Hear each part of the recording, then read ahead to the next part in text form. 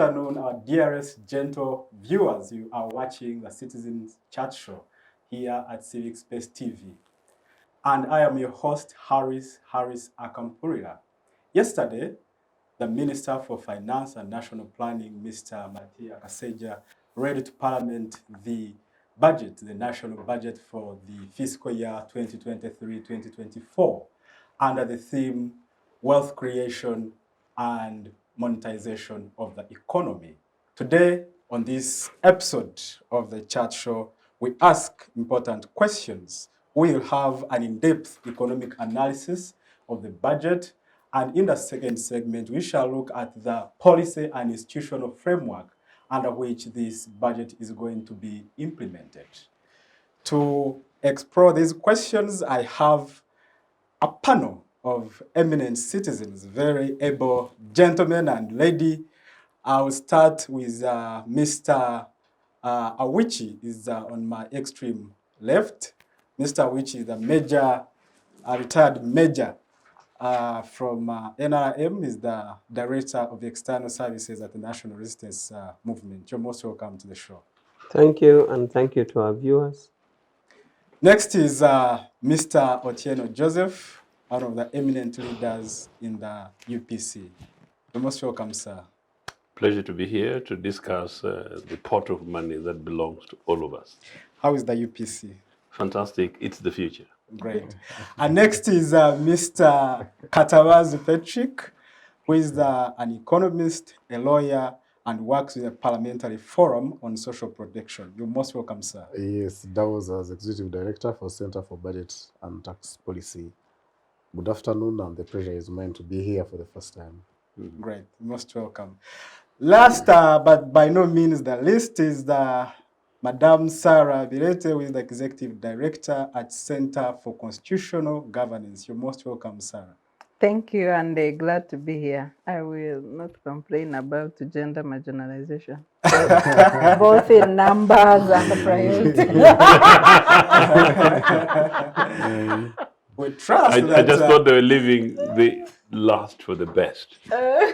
We trust that you will ably represent your gender. Now, gentlemen and lady, we have been read to the national budget to the tune of 52.3 trillion, which is an increment from last year's budget of 48.1 trillion.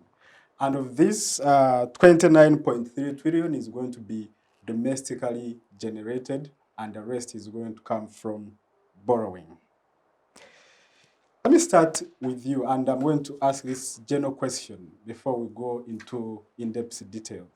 What are your general reflections as a Ugandan, really speaking as a Ugandan? What are the general reflections on the national budget for the 2023-2024 financial year? And I'll start with you, Comrade Awich. Wow. I thought I would have expected to hear from the experts, but let me share my view, since it's a general question, in that when you talk of budget, you talk of planning, the key things in mind is income, expenditure. But expenditure for what? All this is targeted to elevate the well-being of the people. But for us in the party, we already have a mandate with the people for 5 years, which we marketed our manifesto, and people bought it, we have voted, and we are executing this manifesto for the 5 years. Now, this manifesto is executed annually, and the only way we do it is through a budget framework. And therefore, we expect that it is part of the segments of our expectation to implement what we had, the social contract that we had with the people during the manifesto marketing. Now, also the other thing that comes in mind is the element of borrowing. I just like to say here that countries well over borrow. Japan has a lot of debts. United States has a lot of it. So the key thing here is that we shouldn't turn to a negative aspect of borrowing to unfocus and use a lot of negative energy No, but that is Mr. about. Awich will come to the in-depth analysis of specific aspects of the budget. For now, I just need your quick thoughts on that. Yeah, my quick thoughts, as I said, is that, but I was saying that because those keywords come in your mind or anybody's mind. Yes. Those keywords come when you mention budget. So, overarching, if I may be really overarching, is that we do think that this is one other step because we are now counting 2 years since the election, since the manifesto. Yes. So we do think that this is one aspect that will move us closer, and it is demonstrated in the theme of the budget.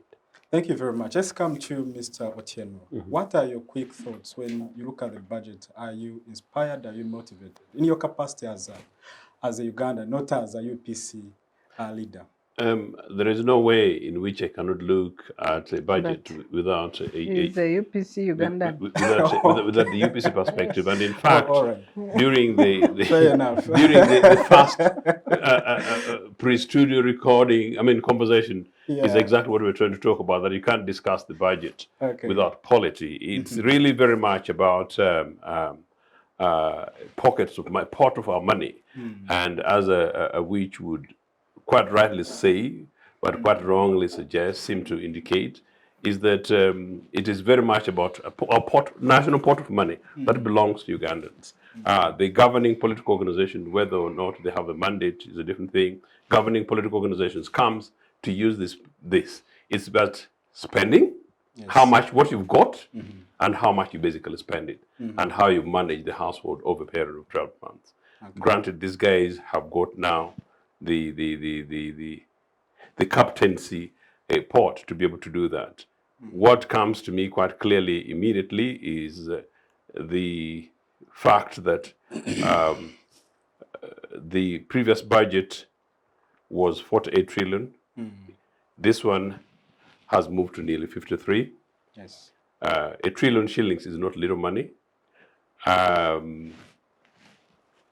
We are looking at borrowing, the burden of borrowing. We are looking at the debt and debt burden. And I ask myself, I know you're not going to go to the details yet, just headlines. And I say, we borrowed and borrowed for what? We've been borrowing and we're borrowing for what? I was looking at the budget for projection over the last 4 or 5 years. It's just more than doubled in terms of our debt at about 80 or so trillion Uganda shillings. 4 or 5 years ago, it was just under 40. So what did we borrow for? But I was also looking at yesterday's newspapers as guys were preparing to go to listen to the budget speech. And there are people who had been arrested over several billion Uganda shillings granted, but allegedly relating to Karamoja.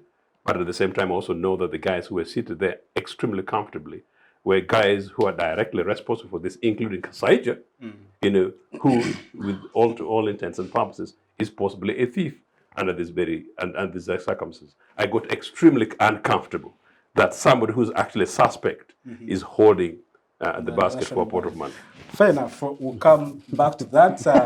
Mr. Katabazi, you're the budget specialist here on the panel. Please help us. What are your quick reflections? Well, a budget is simply an estimate of income and expenditure. Yes, the budget becomes very prominent at a national level, but one would even suggest that the budgets at a micro level, at the household level, are equally very important. Like every household should be having their projections on what they intend to receive for a given period and how much they intend to spend. So is the case for a country like Uganda. And for me, I congratulate government for delivering the budget speech. Well, we know 18th May, the national budget was passed by Parliament. So the reading of the budget, as we saw, could have been seen by many as being a ritual. But for me, it's an important milestone. It is embedded in our Public Finance Management Act. It is part of our constitution. So for government in power to have taken us through the process and delivered the budget for the next financial year, to me, where I sit, I think that's a box that has been ticked. What remains to be seen again, what does this budget entail? Yes. What is in for you? What is in for me? For me, I think that's the elephant in the room, and that's why we're here Thank you very much. to discuss Sarah, these matters. what do you make of the budget? For me, I think the budget should have been focused on 3 issues. One is the burden on the citizens, driven by high cost of living. Second is the need for the economy to recover from COVID effects. And the third is 2 issues combined should have been the expenditure of government, size of government, and the cost of borrowing, value added through borrowed funds. Yes. I will in a later comment substantiate on these issues, but this will be my focus, and this is what I'm looking for in the budget. Fair enough. Thank you very much. Patrick, I'll start with you. You know, the theme of the budget is wealth creation and monetization of the economy. Specifically, the minister told us that 39% of Ugandans are still outside the money economy. Now, given the prevailing macroeconomic environment, do you think that this budget is well tailored to achieve this overarching goal? Okay, first of all, we have said it's an estimate.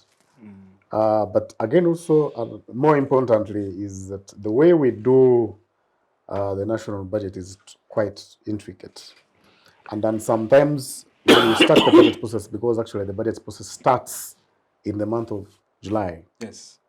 It goes on, It's a cycle. of course, to September in the budget consultative workshops, then feeds into the production of the national budget framework paper going up. So by the time actually the budget is passed, quite a number of things have happened.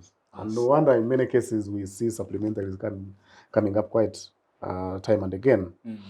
But to answer your question and relating to the theme, it is true we have quite a number of people in Uganda who are outside the market economy. And for so long, we had thought that if you built roads, if you delivered electricity poles in a certain place, if you built schools and hospitals, that alone would alleviate poverty and spur economic growth. What we have seen, and this is all over the world lately, is that government has to be very deliberate in its efforts in ensuring that the person, the real person, is touched, is reached. And if I am to use just one example, the Parish Development Model, where money, 1 trillion shillings has been budgeted, and the intention is that this money, equivalent to 100 million, will reach every parish. If the vision of it is sustained, and then there are other supporting mechanisms at the local level, then one would think that this budget, unlike many other budgets before, is going to make an attempt to deliver prosperity to the lowest unit of government. Of course, there's PDM, as has been talked about, has its own challenges, and our focus again is only on financial inclusion pillar. The other pillars seem to be a little bit silent, but at least the provision has been made, and that should be a stepping stone, so that other services then at the local level can emanate from that.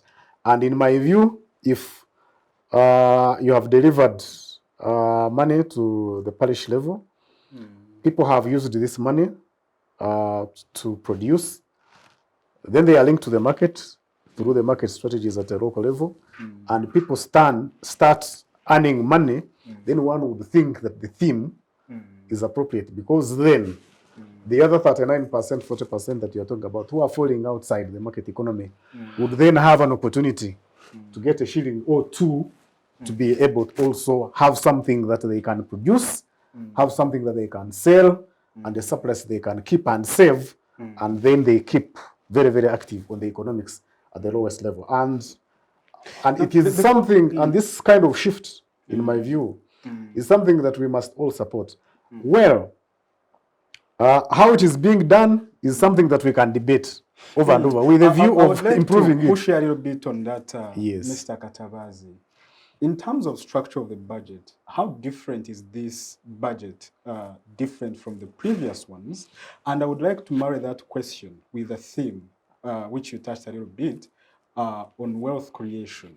Yeah, the RM government started talking about wealth creation since 2000, and we have had other wealth creation programs. We have had Emyoga, we have had NADS, and so many others. So I'd like you to marry the two questions and help our viewers understand how this budget is structured differently to get different results from what we've seen previously. No, of course, this budget is not significantly different from the previous budgets that we've seen. But seeing from last financial year, when the concept of Parish Development Model started emerging, I think this is when we're having a full-time commitment to say that the money that was initially planned, 1 trillion, is going to be delivered. Of course, in the financial year ending, attempts have been made, but again, we've seen quite a number of problems, release performance being extremely poor, the money being eaten, the cows and the rest. Yes, at the parish level. The parish chiefs not being recruited on time for this. So this next financial year should be that year where we see whether this is going to work or not. Now, it's true there have been quite a number of programs. There have been in Tandikwa previously. There have been the other many programs in Myoga coming on board. Yes, Myoga is still part of the next year's budget. I think there's 100 billion. But wasn't Emyoga supposed to be merged into TDM? There's that 100 million there. That's a question. That's a valid question. The money for women entrepreneurship is also part of the budget. So what we need, it is also important to test them. But what we need to see is how do we get these interventions to work to ensure that the intended beneficiaries actually get to benefit from these programs, but overall objective of dealing with poverty at the local level is achieved. So the unfortunate bit again, of course, is that still in this part of the discussion we're talking about a very small part of the budget. Still, the biggest part of the budget is still going to be about administrative expenses and also debt servicing. So there's not so much that can happen. But for me, the shift towards ensuring that we activate economics at a lowest level of the community, for me, remains a very, very good strategy that needs to be boosted, needs to be supported so that it can function very well. The other linkages, the other 7 pillars of the Parish Development Model need also to be supported so that at the end of the day, we're not only talking about financial inclusion where somebody's going to get the money, they go to the garden, they produce, and they can't access the market, and the other components cannot work. Councillor Sarah, let me bring you in and we build on what Mr. Katabazi has said. I mean, what has been mooted as a main feature of this budget is the Parish Development Model. Are you hopeful? And before I go to the Parish Development Model, I need to expound more on the theme, which in full is full monetization of Uganda's economy through commercial agriculture industrialization, expanding digital and broadening services, digital transformation, and market access. Ugandans, in terms of digital access, we are among the lowest in East Africa. And we have one of the expensive internet access costs. With the limited access, expensive. Then we have a blocked Facebook for 3 years now. So for me, when I looked at the theme, I was alarmed by the hypocrisy of government. You broke Facebook. Facebook has 3 times more than the users of all other internet platforms in Uganda. It is the biggest. You broke Facebook for political reasons for 3 years. You cut out 15 million users. We are above. Let me just take the list that can't afford VPN and steady Wi-Fi. Those who are limited from access are about 15 million. Many young people were doing e-commerce on Facebook. There is no business on Twitter. Twitter is just an elite platform for leaders, for little marketing. Business was on Facebook. Many shops were on Facebook pages. So Facebook has like 60% volume of e-commerce. And you close it out for Ugandans. And you make a theme that digital transformation. Protect the Whose sovereignty of the transformation? nation. Whose and how? So for me, the hypocrisy in the theme should be denounced, and we need political accountability. What digital transformation and whose transformation when you are deliberately disadvantaging your citizens from the digital in revolution globally? To me, I find it scandalous. So you have 3 words on digital whatever, which is all hypocrisy in a budget theme. And you are not doing anything to bring down the cost of internet, and you are not broadening the access of internet. In addition to that, you add we have the highest digital services tax. Kenya has 2%, Tanzania has 3%, we have 5% digital services tax. So this is just political posturing. I also in a theme. did see a clear strategy for digitalization. It doesn't come out in the budget. It doesn't. So this is just political posturing in the theme.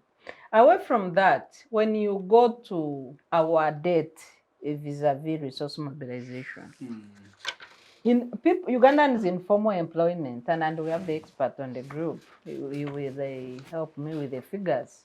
Ugandans in formal employment pay about 45% of their earnings in the payee, NSS, Repeat that, local Sarah. government, about 45%. 45%. But I have the expert on the group. Please Well, guide me on the figure. the pay is about 30%. Yes, but add the others. NSSF is what? NSF is not a tax. That one. I know it is a saving, but it's a saving. what do you 5%. lose? That's 5%. Yes. So that And makes then it local 35. service tax, and then VAT. That's 100,000 plus. And VAT as you So it's about consume. that, actually, about 40%. So just including pay NSF. and VAT, get 30 plus 18, that is already 48.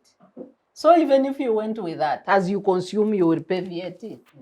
So you have average, let me take the lowest bit of 40%. Average, you cannot use 40% of your salary. It goes back to government. You remain with 60% in a high cost of living. Even if somebody was earning 15 million in Uganda today, if I could take Daniel Carnage's article of a worker in Uganda, and remember the survey by Bank of Uganda says that only 1% of Ugandans earn 1 million and above. True. So let's take that average. And the same survey says that 45% of Ugandans earn 200,000. So let's take that worker in the Ugandan economy. Let's go there with the 1 million and look at 1%. The 1% Ugandans who earn 1 million and above. 400,000 goes back to government. You remain with 600,000. What can you do with 600,000 in this with the skyrocketing cost of living? There's a talk that inflation has stabilized a bit at 6.5%, but the prices of commodities are not going down. So that's why I said that for me in this budget, I would look out for what is there to benefit an ordinary citizen and try to stabilize the economy. On the tax, is the problem the amount of tax collected, or rather the services? Because when you compare this actually with a global average, I mean, when you look at Scandinavian countries and these other European countries, they pay just around the same tax, except that, of course, Ugandans would complain about the services. No, services is another debate. perspective. You see, in developed countries, government focus on increasing the purchasing power of Exactly. citizens Exactly. to drive the cycle of money. Because as people consume, they pay tax. But in our case, you have citizens with limited or no purchasing power. So you have no saturation of money in the cycle. And that's what partly reduces our tax, our revenue as a country. So if our planning does not focus on empowering a citizen to have higher purchasing power, we shall remain in a cycle of debt. Already you have 17 trillion going into debt servicing. Exactly. So what is the At that crisis? point, I would like to bring in my senior brother, Mr. Ochieno Joseph. You spoke about debt. According to the estimates, we are told about 27 trillion is going to 25 trillion is going to debt servicing. And this has been 17. 17. 17.1. Just about 18. Yeah, 17. Thank you for that. Is going to debt servicing. And we can see that this has been a consistent trend for the last 10 years. And this is not matched by the productional capacity of the nation. In other words, you have an increasing debt, but the national productivity does not match with the debt. What's the problem? The problem is NRA incompetence.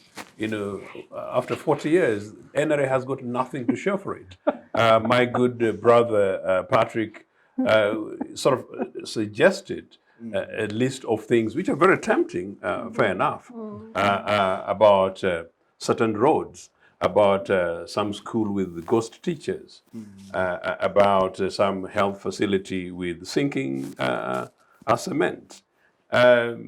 And maybe some forest leading to a farm that belongs to some people in NRA with tarmac roads. I was at a conversation the other day, a television conversation elsewhere, where somebody very authoritatively talked about a particular farm, and I'm saying this very deliberately, an area which is a cattle corridor where there is no effective productivity, but 75 kilometers of road network. And this person contrasted it to the road leading to Katonga, including its quality. Of course, I complained, and I will complain again today, that my Tororo has got not a single tarmac added onto our port since NRA came to power. If anything, there is a net deficit of that. And why I'm saying that is this, that in part response to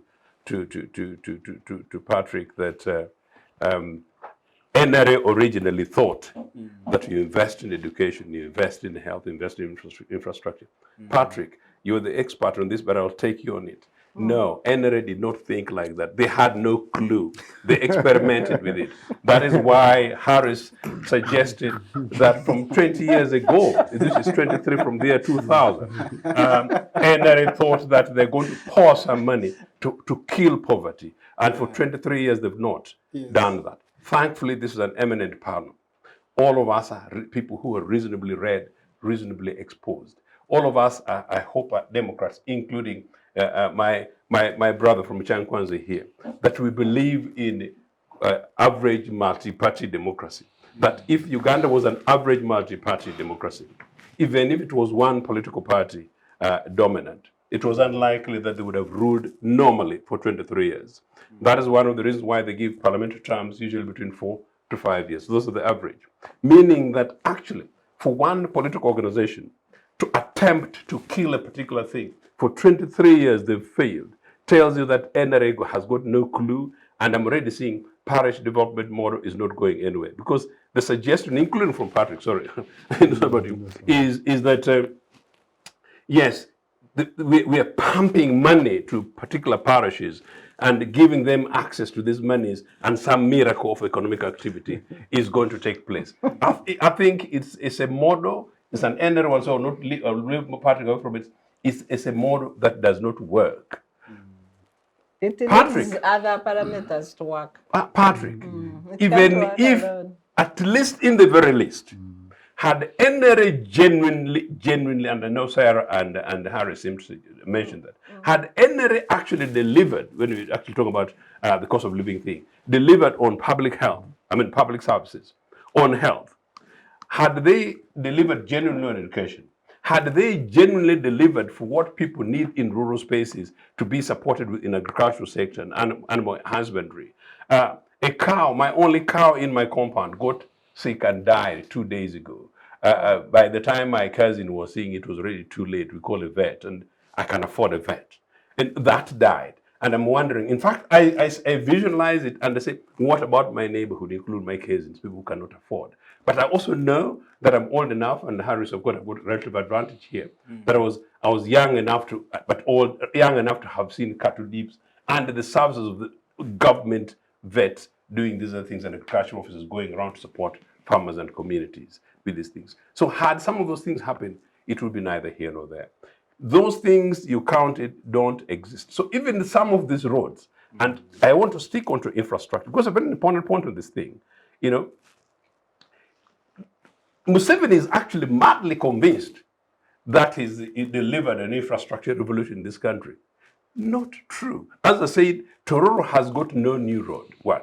Number two, infrastructure. For 37 years. For 37 years, Tororo district has got no new single tarmac. Resurfacing these ones where some of they take the 30%, whatever, neither here nor there. Bale Tororo road, neither here. But those roads exist.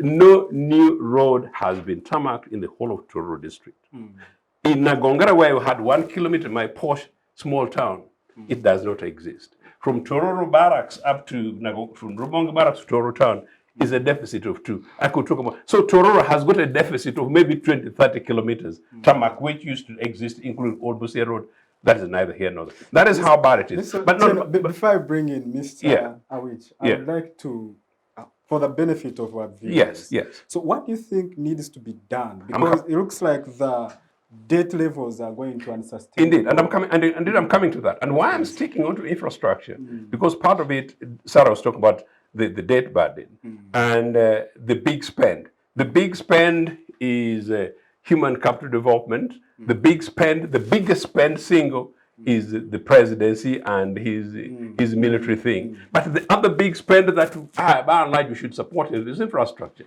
But I'm trying to debunk this nonsense about infrastructure. Infrastructure is not a road going to Nyabushozi.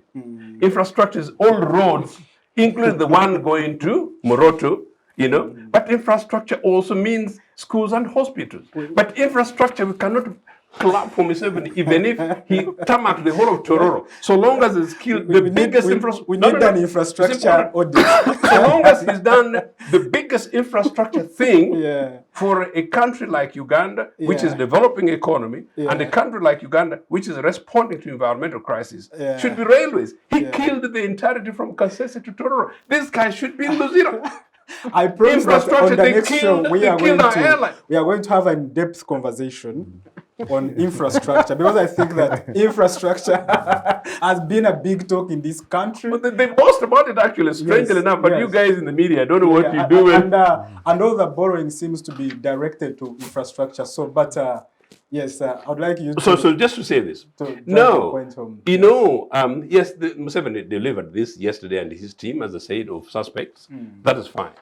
What this country needs is basically new thinking, you know. Quite honestly, perhaps even if somebody miraculously comes into power in NRA, who's not from Museveni's family, because all of them think the same, they share one gourd of milk, you know, perhaps there would be a sense of freshness of thought and idea and direction. But genuinely, this country needs a new political direction with sets of values, sets of convictions, sets of priorities. In an event that it were a UPC government, the focus would be Sarah raised extremely important point, Patrick. You know, I was looking at the figures the other day. I just do not understand. And the other day, I was in Eastern Uganda, came from Bukede, where NRA was busy whipping off people, including some of their own supporters. I know how much I spent with a group of young UPC activists outside the outskirts between Bukede and Bale, making an important point here. And in one small function, we spent 300,000 shillings. 235,000 Uganda shillings for a month as a wage for an average citizen over 18, Sarah, is not money. It should not be taxed. So, Yeah, it should not be taxed. Comrade So, Awich, I would like to bring you in at that very point. can I just speak in 30 seconds? Yes, please. So really, we should review Yeah, the our payee tax ceilings. threshold is really Yes, the unfortunate. threshold for taxation urgently. You can't even The buy amount- the amount decent growth, urgently. piece of growth. And once done that, just to conclude on the question of Scandinavia, yes, I am an admirer of Scandinavian model. Yes, like place like Sweden, Norway, pay your 40%, but you know what? You get all the services. Do you know what? The Norwegian Prime Minister the other day announced, and you guys are loving No it. expenditure on health. No, they announced free public transport. Exactly. So you jump on a bus, Yeah. a train, Go and wherever you want and do your free. Exactly. That's That the is difference. where we are. So, Mr. Museveni, after 40 years, it is almost certainly criminal what you guys There's were doing no yesterday. Yeah, service, by thank the you way, very much. So I would like to bring in Comrade Awich. He told me he prefers to be called Comrade in order to He's a fantastic guy. demystify the titles. Yes. Yeah, because I think that Mr. Ochieno, you make a very fundamental point on expenditure.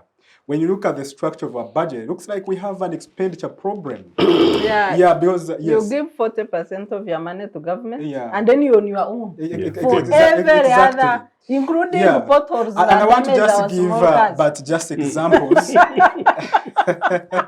Yeah, some of the areas, expenditure areas that Ugandans have indicated some discomfort with include 43 billion for heroes medals, 250 billion for state funerals. Now there is a lot of billions for the state house. Mr. Comrade Awich, I would like to ask, do you think that the presidency in Uganda has become too expensive for Ugandans to afford? And I would like also you give your responses to some of the issues. Yeah, let me raised start with by response. Trust him, he will do. Trust him, he will do will. that. Well, I'm glad you know the capacity. I have a lot of trust in I'm you. glad you know the capacity to respond. Yes. Let me start with digitalization. Yeah. Sarah The posture. says that because Facebook is closed and then it doesn't augur well with the claim of digitalization. I just want to say that digitalization is wider than that. Apart from the service or that an ordinary citizen would get from digitalization, I think the conception here also will include the fact that to combat corruption, you need to avoid lots of touching money or use of digitalization, whether in traffic offenses or whether in all this and all that. So, to a lot of extent, it will be drawn to that. How do we use software to process things that would actually remove human to human contact? We have already done it in immigration, where you apply for a passport online, you apply for ID online. So that is the extent of digitalization. Not the Facebook, which are really forgetting girlfriends and boyfriends. I gave you chance to speak. I gave you time to speak. I was listening peacefully. Okay, now, if we were to engage in that, then we should. We should, because I was here taking notes, Sarah. Okay. You will take notes also like me. So, that is the extent of digitalization. Remember, as a state, we have the duty also to bring discipline to other mischief, because technology also brings mischief. For example, during the Kabaka riot for Kayunga, do you know how people abuse technology? Somebody would post and say, for us in Bwaise, we have already started burning government vehicles. What are you people still waiting the other side? This is total abuse of technology. This abuse only particular to the Ugandan society. Societies dictate, and that is why states come with appropriate intervention. So if Facebook had been entangled in such kind of mischief, the state will deal with it. I give you a clear example of the Kayunga that I'm saying. Much of the looting or the things that occurred were actually instigated by abuse of technology. We already started abusing. 2009. Facebook had not even taken shared in yeah. Uganda. I'm But saying just to use contextualize, of technology. But to It does contextualize not your mean point. only Facebook. put- So I'm saying digitalization Yeah. is going to be wider than that, including avoiding human-to-human contact, so that in that way we avoid corruption.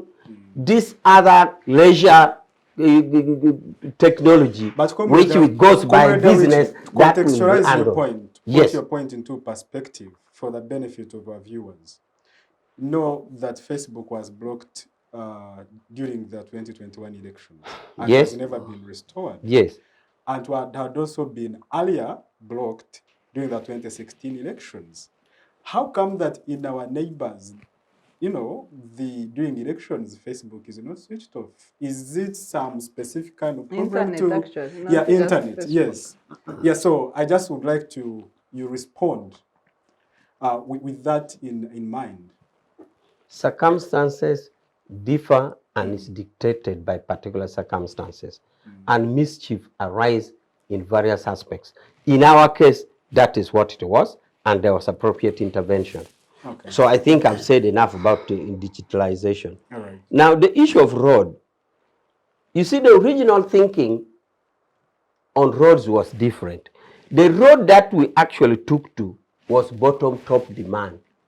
At that time, it looked like the cry was, we want roads, they cried, oh, we want roads. To the extent that Museveni has always said, how does this road help you? You make me made a road from Soroti to Karamoja, and when I drive there, you are just drying cassava.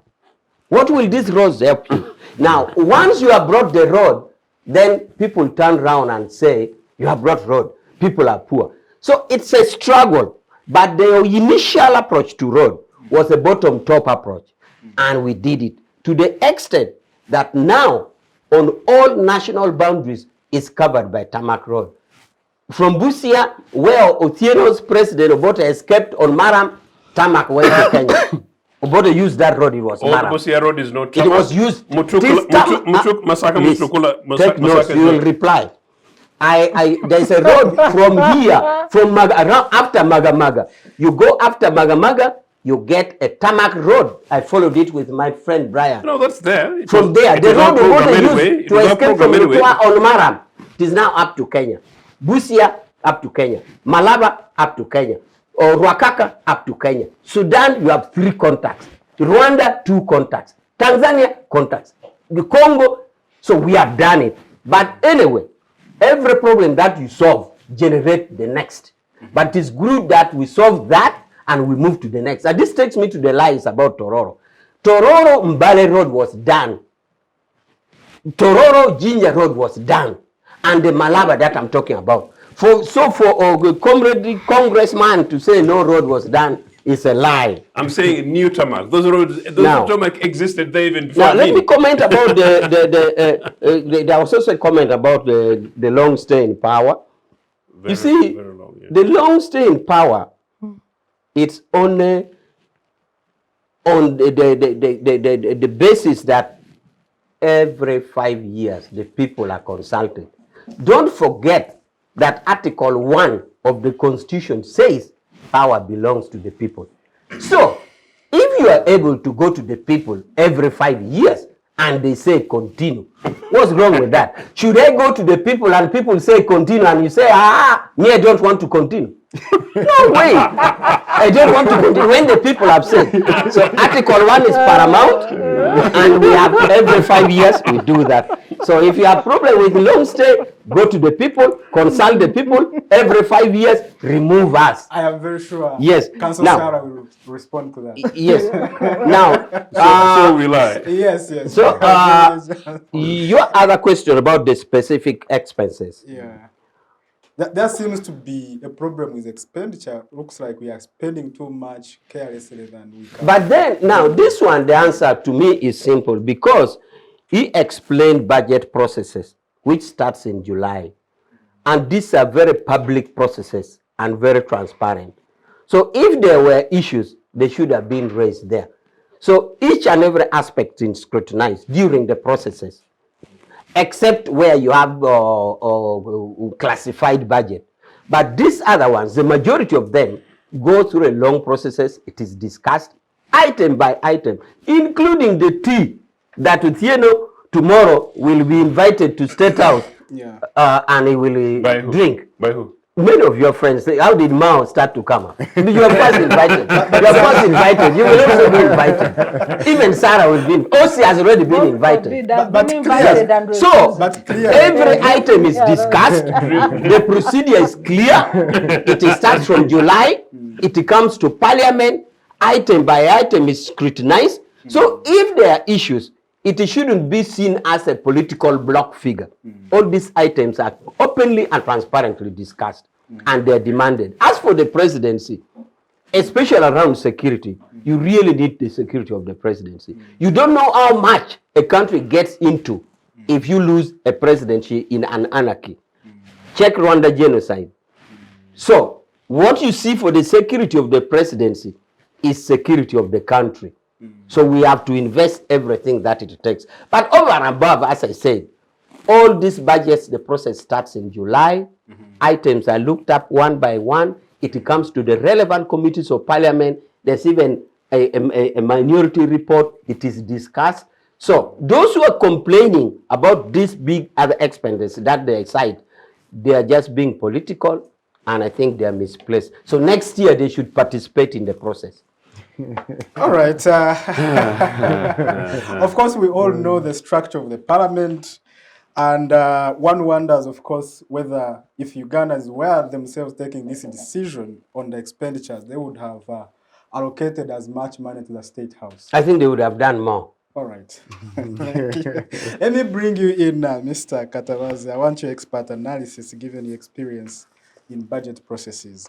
What are some of the priority areas that you would have wished to see in the budget in order for the economy to get the much needed boost, the stimuli that we need? What are some of those things that you think are still missing? No, like most of them have talked about the key things that we need as a country. And to be fair, when you look through the all the documents preceding the budget approval processes, the budget speech and others, I think there's good articulation of what should be our priorities.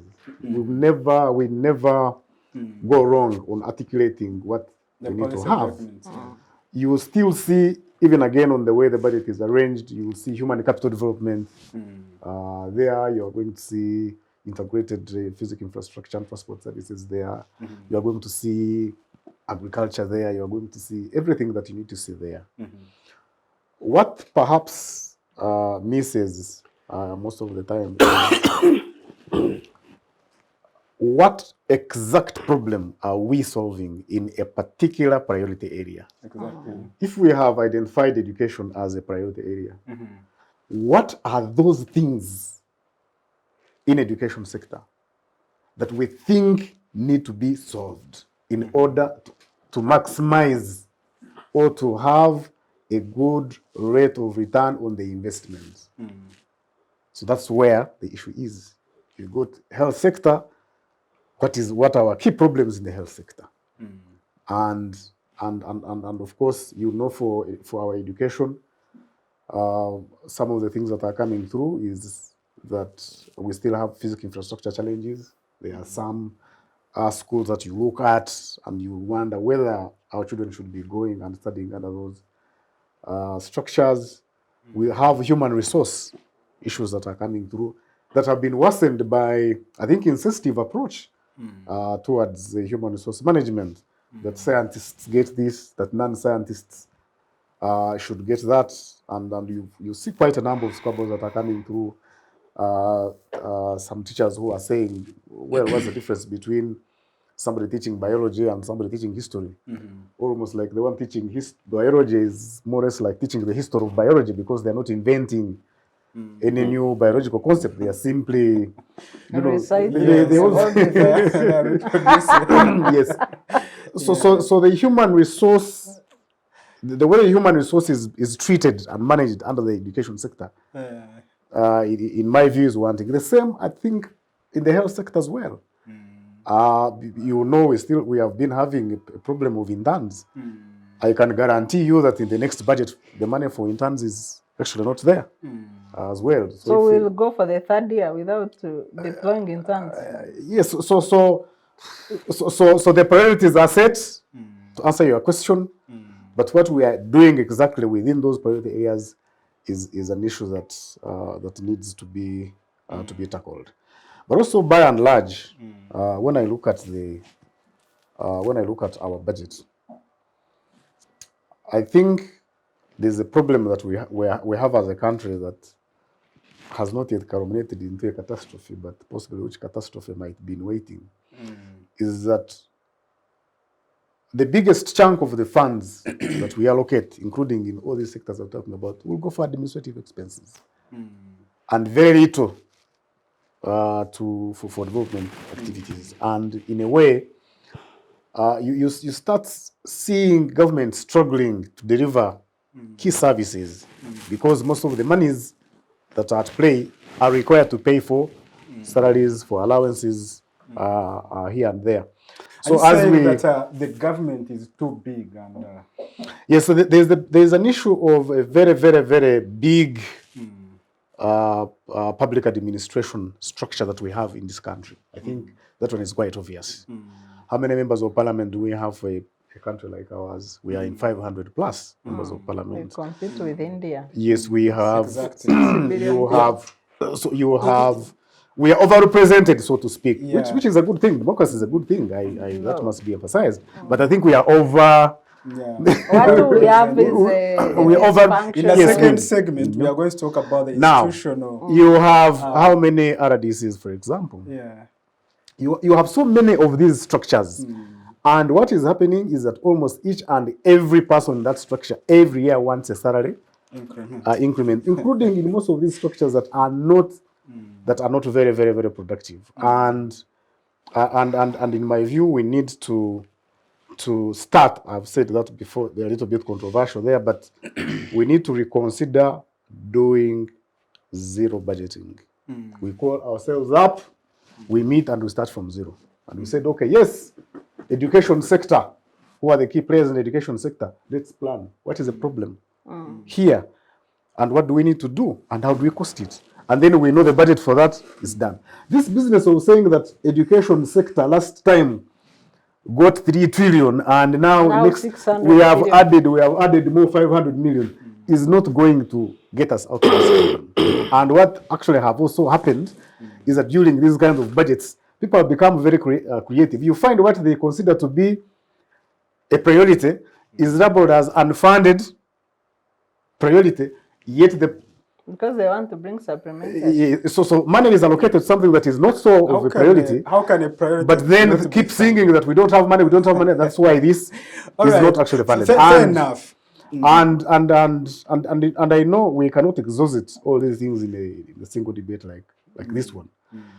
But we need to rethink the way we are budgeting and we need to reform it further so that at the end of the day, the little money that we have right now can only be dedicated to things that are very critical.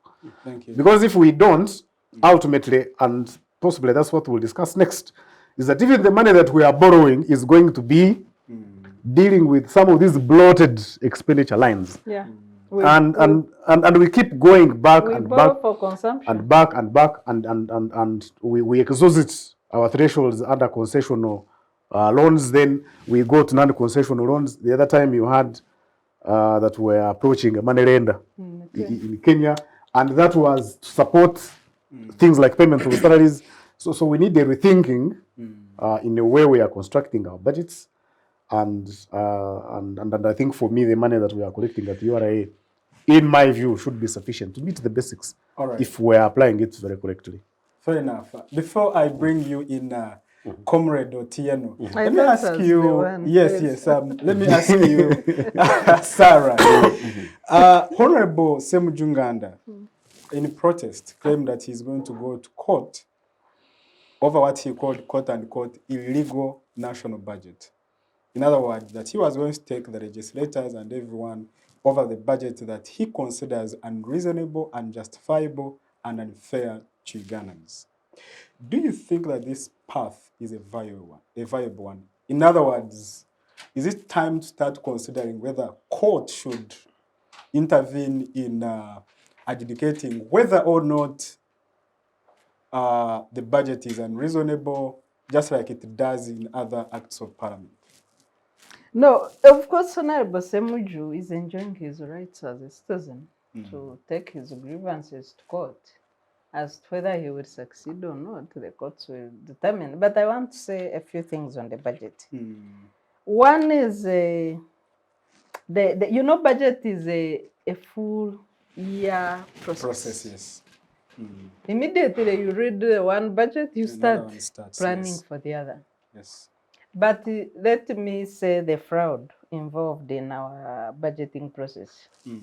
So the Ministry of Finance, which tables a budget framework paper in December, meaning that they've consulted for 6 months on priorities for the country fund. And then the Ministry of Finance is not just, I've had this several times, my friend Ramadan Go is saying, I implement a cash budget. A Ministry of Finance is not just an ATM.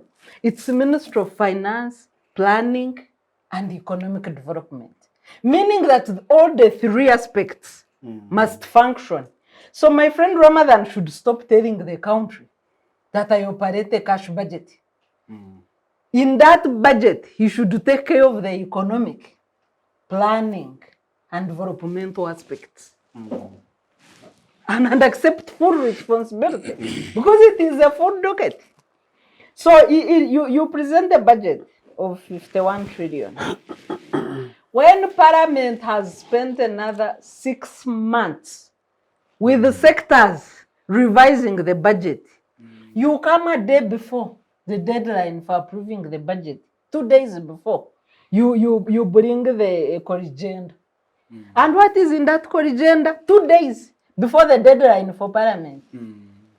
External financing, treasury operations. So are you saying that the permanent secretary and secretary to treasury forgot about treasury operations in 11 months? You bring, but that is fraud. 2 days to the deadline. I think we need to invite Mr. Ramazan Govi to the show. Yes, so we should invite him. So that We is- should invite that is- Kasaija, that and Mr. is, Museveni should be an observer, even that if it's is remote. part of the fraud. The second fraud is supplementary budget. You budget for, departments have 6 months to plan their priorities. The other 6 months is to revise your priorities with Parliament. Why would we have a supplementary budget on salaries? The provision for supplementary budgets is for unavoidable and unforeseeable. Exactly. But the fraud under President Museveni is every month there is a supplementary budget, there is a loan request. That is their trademark to vulgarization of this economy. Our salaries are unforeseeable. Our promotions are unforeseeable. Our issues to do with science enhancement are unforeseeable and unavoidable. The vulgarization and the shortchanging of a citizen by the people in charge of this economy is just too much. The final vulgarization of our budget cycle is the 3% provision in our Public Finance Act. Parliament stops expenditures they think are wasteful and fraud. They are the very priority that the executive will pay. By July, they will have cleared all their fraud and thuggery under 3%, abusing the provision in the Act. Because that provision in the Act is meant to empower government to act, to empower and serve the country. But it's vulgarized. It is money they are going to quickly sniff out in 1 month. So those 3 types of fraud in our budget system cannot enable Uganda to develop. Fair enough. Mr. Ochieno. And that's why I said part of what Sarah is saying and part of what Patrick was saying about the zero budgeting process, that we are not going anywhere. What happened, yesterday was another day in town, and for them, most of them men, they go home boasting that they had a fantastic day at office. And darling, how was I? How did I look at my 1.5 million suit? It's merely that, and there is something majorly criminal happening in this country. And that is actually happening at this stage of NRA, when they must really be having humility. I wonder, is there anybody in NRA who studied economics? Is there anybody who is actually a finance analyst? Did Museveni really sit down in Dar es Salaam to study economics, or he was busy plotting to see how more left-wing might pretend to be than Obote in Dar es Salaam? Was it? Because many of these are actually basic common sense questions. Sarah has raised it. But again, I want to repeat, these guys are tired. They've stolen enough, they've mismanaged enough. I can only say this, that going forward, when we look at, and it's not about politicking, as I said, I genuinely, just to use this to clarify part of it, I genuinely go around the country, see what's going on.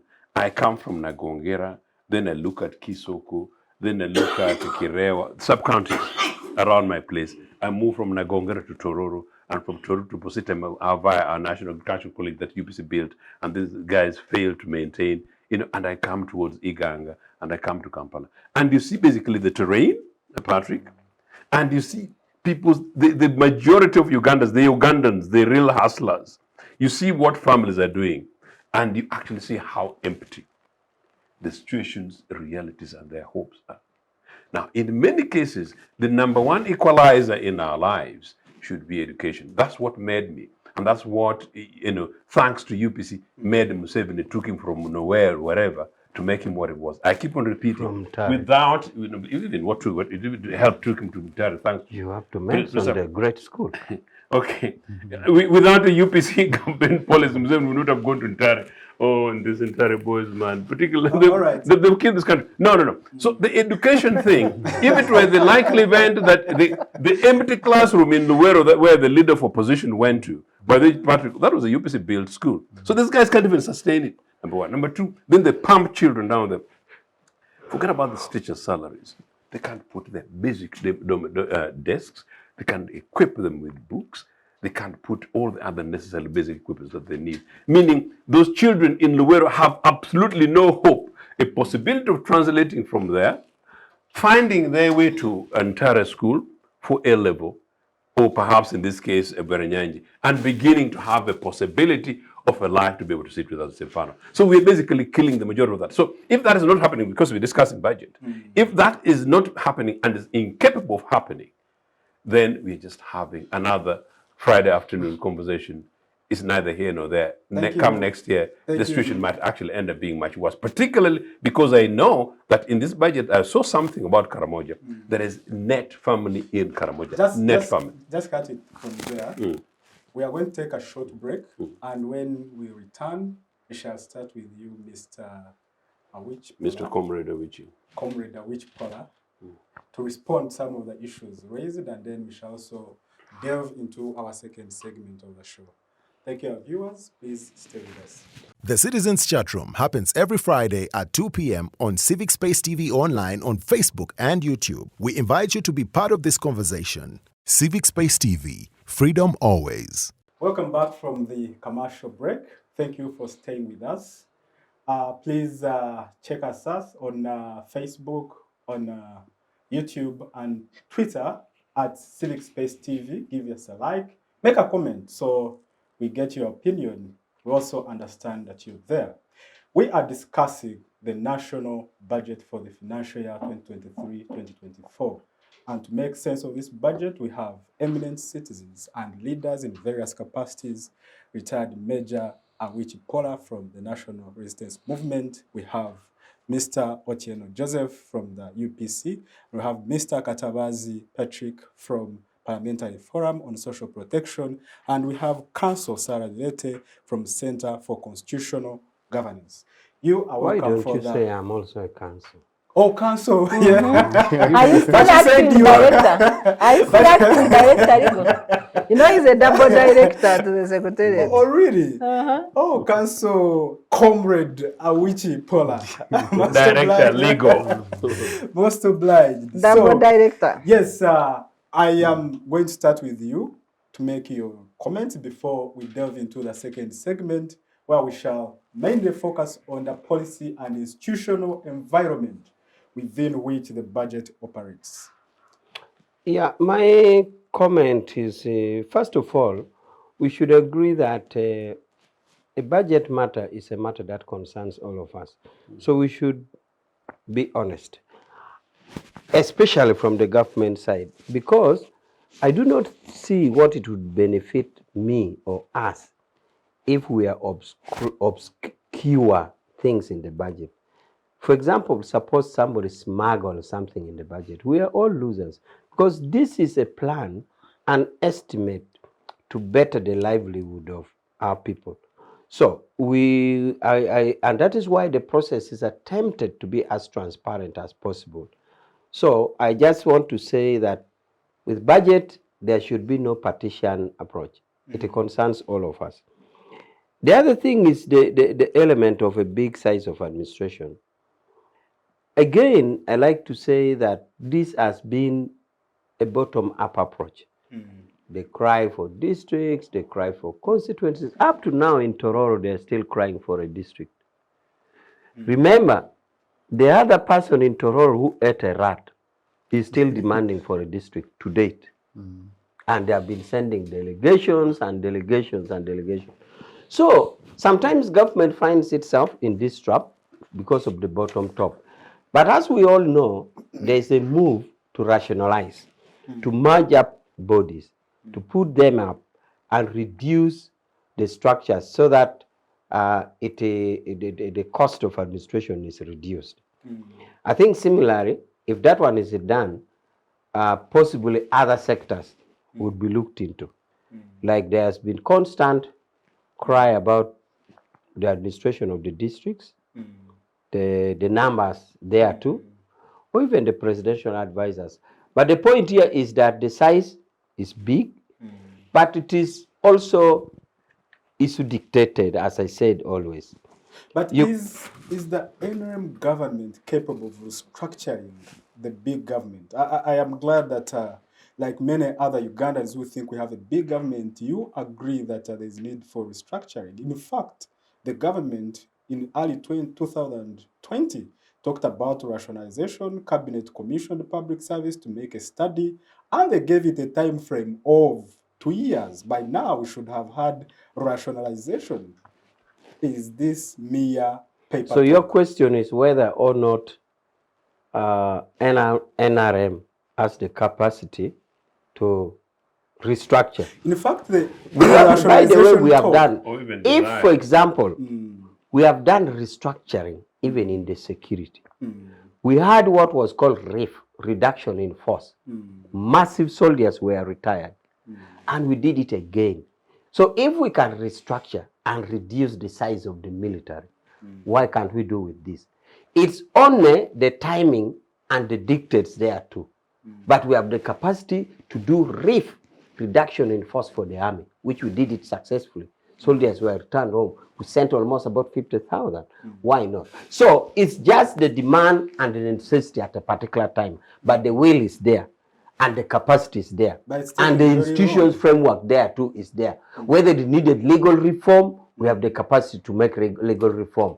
Because there are others that need to do. There are many other fundamental ones that even need the constitutional amendment. For example, if you are going to merge commissions or bodies that are in the constitution, like if you want to put Equal Opportunity Commission together with, say, Human Rights Commission, just as an example, or the Health Service Commission, which is a constitutional body, that would need constitutional amendment. So, but what I'm saying is that whether it needs legal approach, we have the capacity. Whether it needs just decision making in cabinet, we have the capacity and we have the will.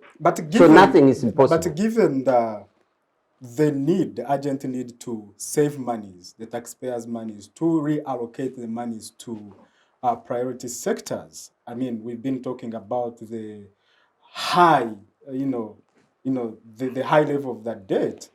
And, from the alternative budget read to us by the leader of opposition the other day in Parliament, they indicated that we could save about 8 billion, actually 8 trillion, by restructuring and making other savings. Shouldn't this surely be a matter of priority, a matter of urgency?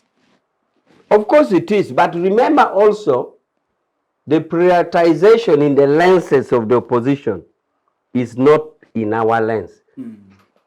We appreciate the feelings and the aspirations of the people, and we have our lenses. We are alive to the views of the opposition, but I don't think we would exactly use the lens of the opposition. But we agree that, and that's why we have started with rationalization. But as far as the details to the 12 trillion using the lenses of the opposition is concerned, I wouldn't like to go into that. So, but by and far is to say that there has been a cry for big governance, and we have started one step to the right direction. So the other thing I want to comment is my colleague said, no, not my colleague. Sarah said the PS. You are far and wide. Sarah is far and wide. Sarah is far and wide. Now Sarah says, This is official. Sarah says, Tare denies This is official. on the basis of Guarantare, yes, but on the basis of political opinion, no. Now Sarah is not clear about why the PS and Secretary to the Treasury talks of a cash budget. I think it's easy to understand what he's talking about. What he's talking about is the government only take actions on money appropriated. This is, for example, to avoid some people taking in tenders where money is not provided. So you find a district has constructed or engaged a supplier where money is not provided. So where he's saying is, please only do things where money is earmarked. No, can I say something? But for planning, Yes. and for planning, That's not the and context. Let Sarah clarify something. That's not the context in which the PSST responds like that. He responds like that on budget shortfalls and prioritization of available money. It's not about an item being on the budget. He has said it on interns, he has said it on teachers. It's not about a new item on the budget. It's about availability and prioritization. but it's about the same thing. Yes, No. almost the same. It is the same thing. Yeah, It but is it's the same not thing. saying put So everything I in just the budget. illustrated it. I just make an illustration. In other words, this man is saying, please do not engage us into things where we cannot provide money for. Okay? That is what he meant by cash budget. Otherwise, it would be warukoso. You are talking and you don't have money for what you are talking. That is So what why he's do saying. you put it in the budget? So that's in what the he's first saying. place? So these are my brief overarching comments In 1 that minute. you wanted. Yeah, because I have just said I have talked about Yeah. an issue of the big administration. I've talked about honesty in the budget. That should not be partitioned. It concerns all of us. Yes. I have talked about the cash budget that the PS refers to. Thank you very much. And I would like to bring you in, Mr. Katabazi Patrick, something that has to do with fidelity and frugality of our leaders when it comes to budgeting and budget implementation. One of the issues that has been coming up within the public spaces has been the issue of supplementary budgets. It's one of the serious vices and the abuse of the 3% within the Public Finance Management Act. What are your comments on this? So the issue of supplementary budgets has been of great concern over the years. And we had the Budget Act of 2001, 2, and it was incapable of curing that problem. In 2014, I think it was part of the reforms for the Public Finance Management Act, we became wiser and decided to look at the supplementary budget question as an issue that needed to be solved once and for all. So I said we became wiser for in quotes for different reasons. So this is what we decided. We decided that in order to control these numerous supplementaries that often come in the budget cycle, let us understand that a supplementary budget should not be a normal budget. It should be something that will have to be considered when there is Like an emergency. yeah. So now, but if we say that this will be like an emergency, why would you then want to plan for it under a normal budgeting process where it is simply an estimate? So we say you cannot tag an emergency on an estimate. Yeah. So let us create a contingence fund. So we created the contingence fund in the Public Finance Management Act of 2015. And we said, we gave qualifications that you talked about. Unabsorbable, unavoidable. So we put all those qualifications and said, you know what? Supplementary budget shall be part of the contingence fund. The mistake, I don't know whether that was intended or not, was that in 2015, after passing the Public Finance Management Act, 8 months, hardly 8 months after, it was discovered that government at the time had not provided money in the contingents, but they wanted the money under the supplementary budget beyond the 3%. Here you've tied yourself, you have indexed the supplementary budget on the contingents fund. But the contingents fund has zero. Not exist. It has zero. So what do you do? Now, why I said we became wiser was that we did that hoping and thinking that government would take it up as a prudent financial management practice. But we are let down by the fact that the framers of the Constitution had actually treated supplementary budgeting differently. That in the Constitution, the supplementary budget is there and not fettered by any other construction like we had tried to put it under the contingent fund. And here, the Constitution provides for the 3% that you can actually spend. Reallocate. You can actually spend money equivalent to 3% of the budget without prior parliamentary approval, that you come to Parliament and report, and then it is approved retrospectively. So then Parliament comes, Minister of Finance comes back to Parliament through the amendment, the Public Finance Management Amendment Act of 2015 again, before a year before the Act has been implemented fully. And that safeguard again was removed. So we went back to the constitutional provision that we are running away from. And of course, you know that before the,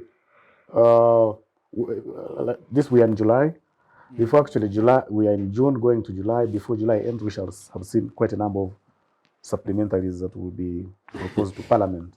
And this has gone on and on and on.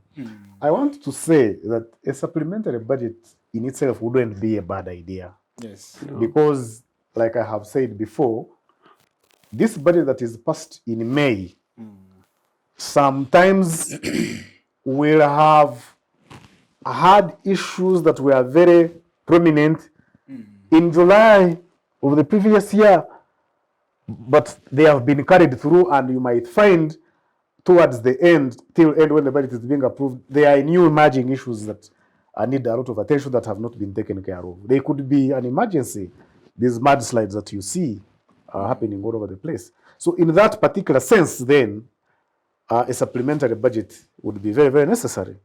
The only difference is that what we see now The abuse is that the salary increment needs a supplementary. If you want to have, what are these functions? There's a new function that is coming to Uganda. National breakfast. They would require for a supplementary. And in that way, we are seeing abuses in the supplementary. What do we see? And this should be a non-partisan matter. So some guys, because they're looking for money in the budget, they decide to put some little money for Parliament. Yes. Put it in the supplementary budget. Yes. So when people start making noise, you said, but now, if we disallow this, do you know that we have put 20 million per member of parliament for monitoring PDM? And ultimately, people start thinking that they are fighting for their own thing because they have something in there. And that is where we are getting it wrong. Numerous supplementary burdens in a given year reflect the highest level of indiscipline. And I also wish to state that the NRM party as a party, in most cases, is detached from these other gymnastics that happen in the parliament where a lot of indiscipline is occasioned. And most of the positions that actually end up coming out of the parliament are to the detriment of the party itself. And that's why, for me, the other organ that was put there, the public, the Presidential Advisory Committee budget, should not simply be used as a clearing house of sorts. Yes, it should take part in setting priorities, yes, but also following some of those things through, so that at the end of the day, as a party, they should also be proud that what Parliament and what has come out is actually something that is going to help get money that will be able to finance key programs of the government as what is in the manifesto, because it is also not good to assume that as long as something has passed through Parliament, that then that's a party, to reflect the party position.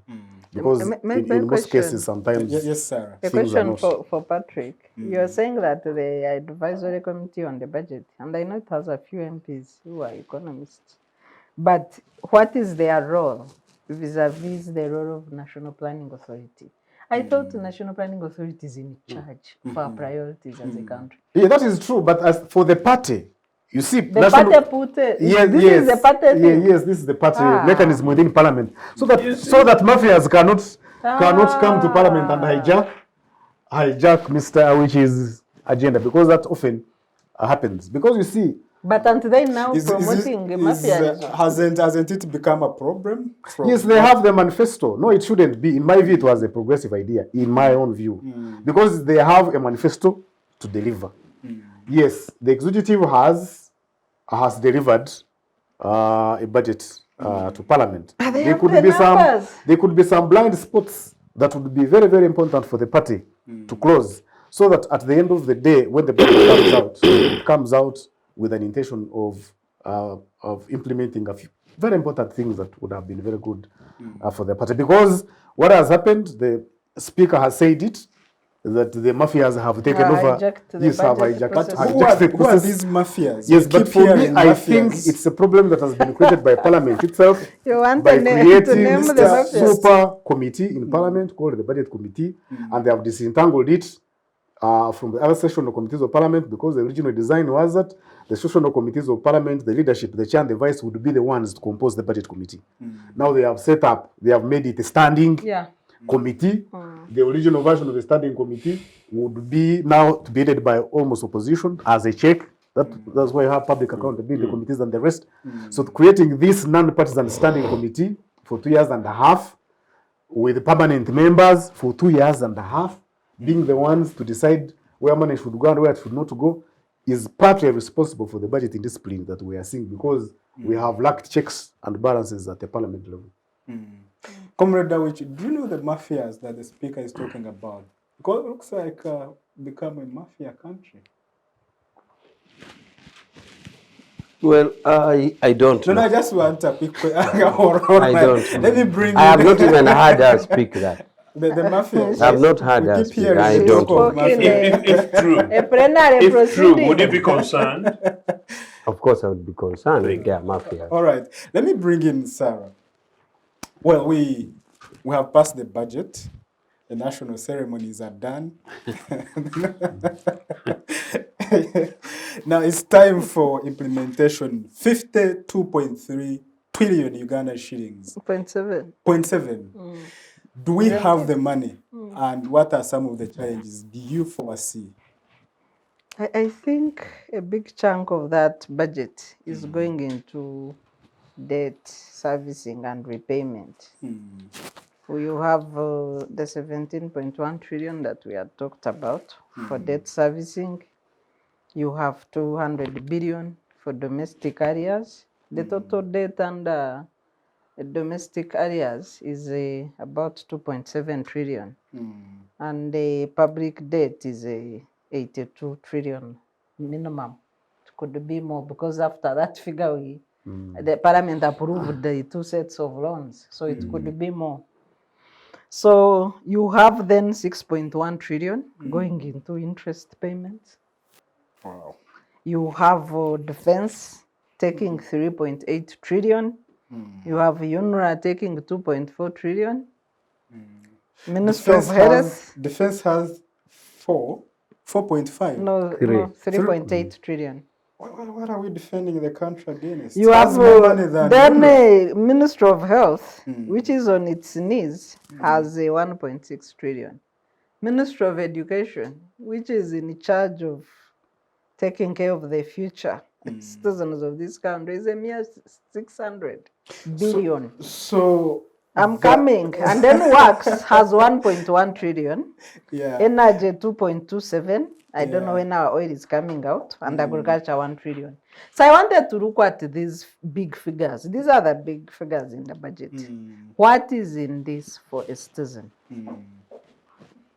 For the longest time, about 10 consecutive years, Works have been taking most money for roads and infrastructure.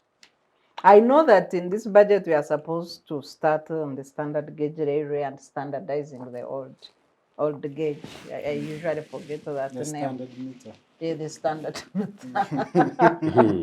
that we deliberately made sure disappeared as under NRM leadership.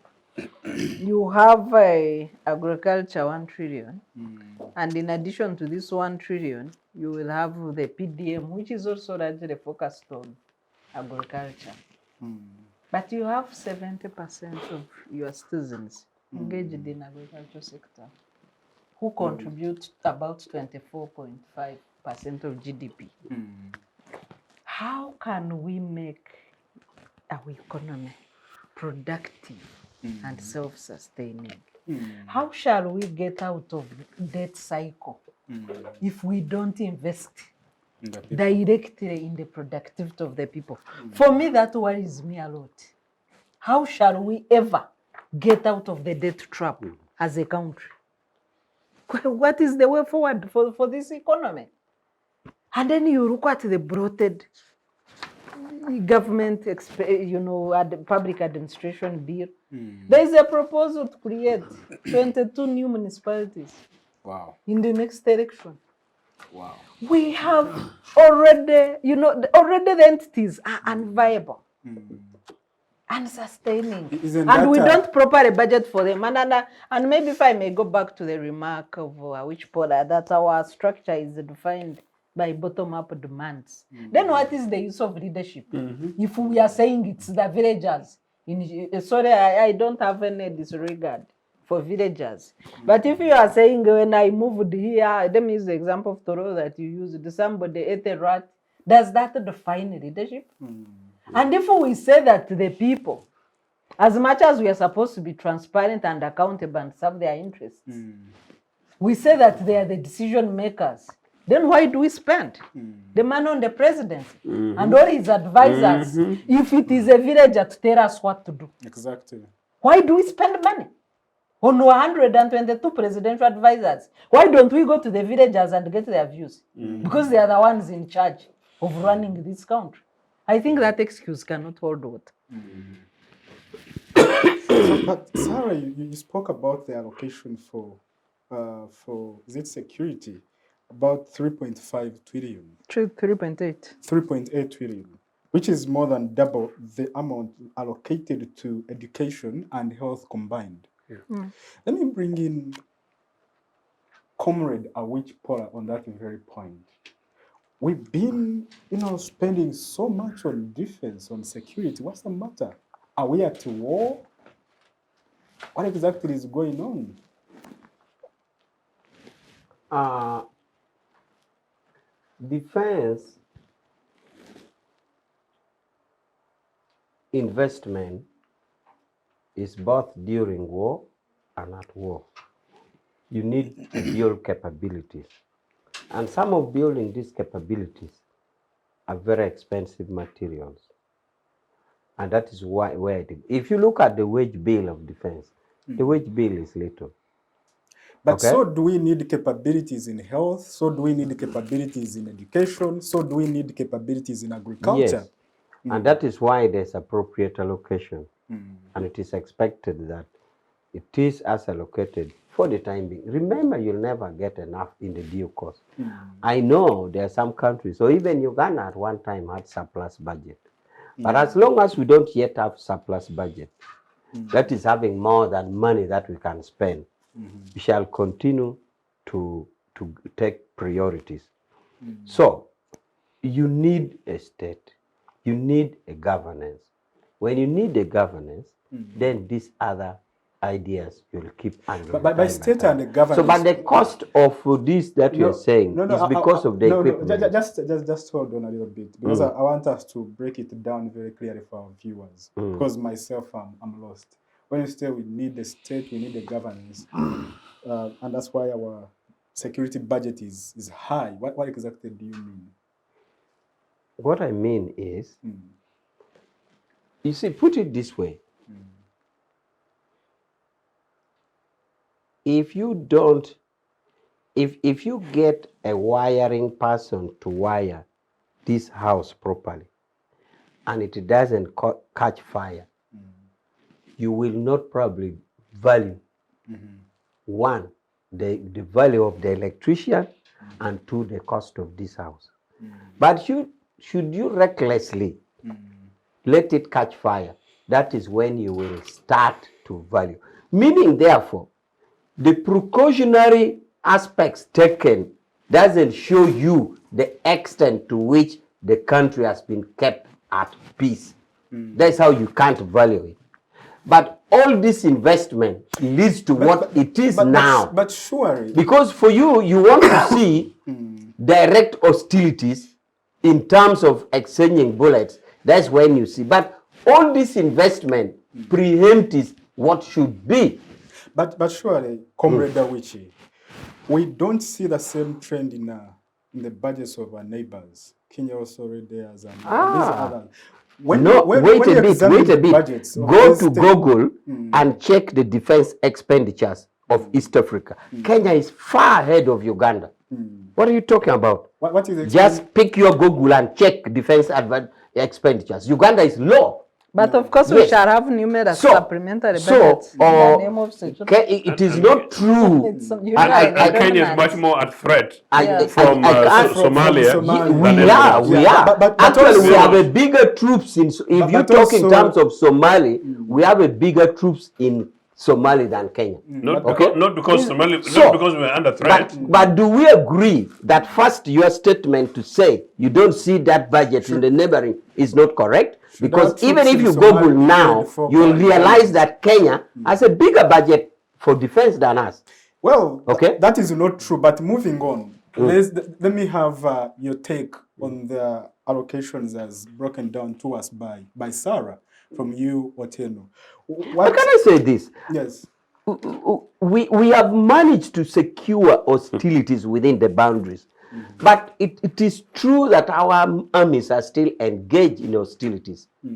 Our armies outside Uganda for our best interest. Serving other interests. For our best interest. So the fact that we have managed to secure our borders. For example, you see American big budget. Yes. Do you see any war in America? Well, that's a different conversation. So we have hostilities going on and we need the budget there too. Please. The fact that we have secured our borders doesn't mean our army is not engaged. Comrade Awich, please help a Ugandan watching understand how the presence of UPDF in Somalia helps an ordinary Ugandan. The presence of UPDF outside Uganda helps in the holistic plan that our national army is built on principles. Even if you take it, you see, if you don't keep the terrorists at bay, they will come to Lugogo. So you are better off having them away than bringing them to Logo, that as they did. Actually, our And actions, in the Pan-African spirit, we couldn't do that. Yes, actually, as a matter of Ochieno, interest, please, because it's very please go important. on. Our actions, you know, on behalf of Anglo-America in Somalia, brought them to Lugogo. So that statement It was cannot never work. about You know, it Uganda was not in itself. no, because actually the Lugogo thing was a revenge against Ugandans, and NRA, Mr. Museveni and his team ought to take responsibility for what happened in Lugogo. Well, that's a deep conversation that we need to have. And it's very, it's very important. It's a very important, conversation, yes. definitely. But Yeah. for now, Sarah helped us break down the allocations. Yeah. What's your take? You know, Comrade Awich is a soldier. And Comrade Awich has been a soldier all his life. And very important, I don't want to go into it today, you know, but he's been a soldier from very early stages. And Comrade Awich is a lawyer. And Comrade Awich went to entire school. And Comrade Awich is of Chankwanzi. So you don't give him a tiny semblance of anything. But so he spotted the little bit on defense spending on Kenya, and he went on it and was really enjoying it. If you had omitted that. So he's a lawyer, so he's quite combative. No, apparently he's now a director at times too, at an NRA secretariat. And NRA guys are experts at propaganda. But you know, propaganda can only take you and them anywhere. There is something. To the extent, and UPC and I, in my other spaces, non-partisan, over the last 20 years, have been taunting this regime on defense spending. And which, just like Patrick said, and even you, Patrick, as Ugandans, we need to say enough is enough. From the time these guys came by force, anyway, by the way, Museveni came, NRA came to power by force, through military, they didn't have the mandate of the people, by force into Kampala. Established themselves, they started investing in their permanent long-term stay. And they equipped the army, spent on the money, spent on the military, spent on their intelligence. That is what. So basically, this is a military regime. They're pathologically everything else thinking military security. You know. So one, they're doing that because they don't believe in pluralist democracy. See the mess that they did in Kenya, you know, in merely by-election. For an LC5 chairperson, you'd think at least they would even let go of that or take it easy, maybe show it as a semblance of democracy. Not at all. These guys are merely, that's how they approach it, and it's their way. They have no other way. I mean, they don't know another way. But number two, I think just as in infrastructure, they know that through defense spending or so-called security, so-called this funny classified thing, so through Museveni suits, they get money to feed themselves. Basically, corruption on that 3 trillion thing. It is to eat the money, and in many other cases, to play patronage, you know, to secure loyalty from these guys. Most of it is classified expenditure. And that is basically what there is no other explanation than that.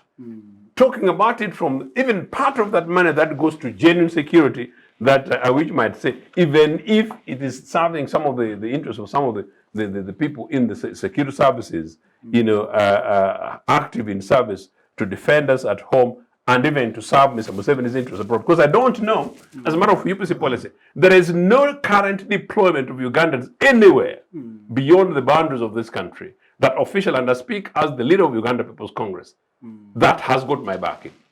See? But every time a Ugandan gets hurt and dead, I take absolute responsibility concern, and I feel very sad. That's why I took exception to whatever happened in Somalia. Because these are allies, these are citizens. Many of these guys take instructions, so they go there against their will. But let me bring you down home.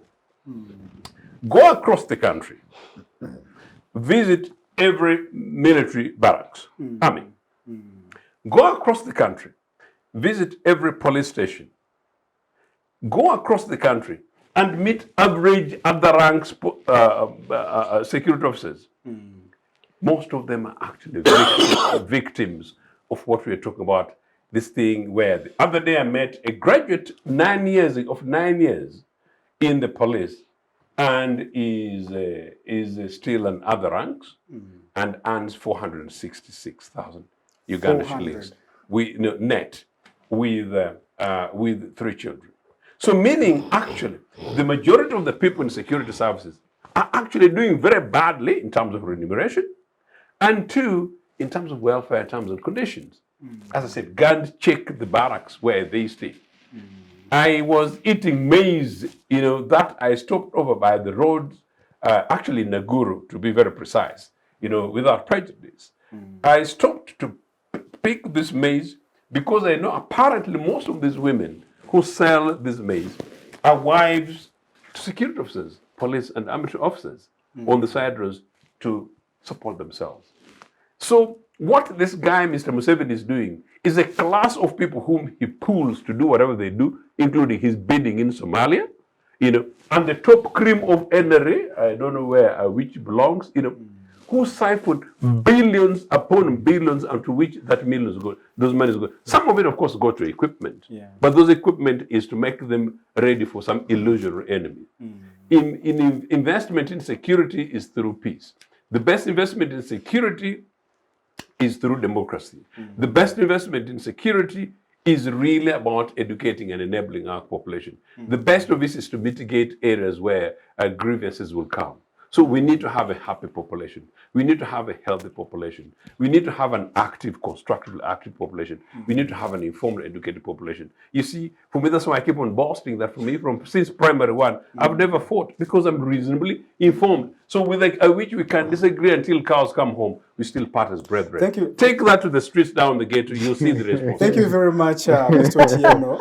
Definitely the conversation on security and infrastructure, like he earlier indicated, is one that we need to give more attention.